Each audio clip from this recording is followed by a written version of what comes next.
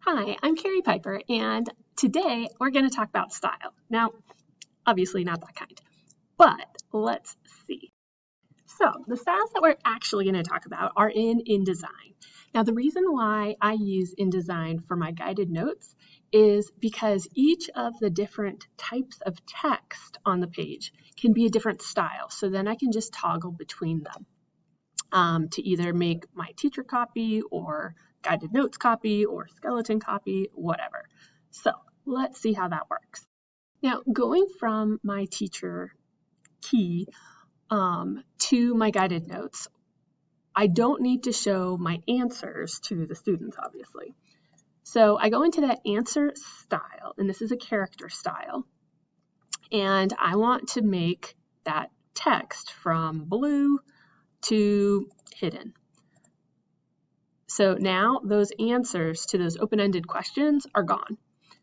Then in my guided notes holes, whoops, right click, edit. I'm going to do the same for that. So on this one, if I go into color, again, none, it's going to take away the words, but I still have that outline turned on. So those blanks will still be there. And the reason why I use these blanks and type it all in is so that I can get the spacing of how big or small one of those blanks might need to be for a student. So while most of the text is about 11-point font, I've got those guided notes, like where they would fill it in, as 14-point font. So for some of the kids with bigger handwriting.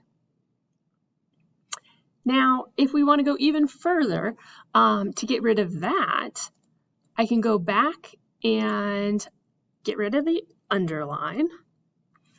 And then in my paragraph style, my notes, so we're talking like everything now. Whoops, I ended up over here. So for the notes style, I'm going to go into that color, character color down here. And again, do none. So let me get that OK button. And there we go.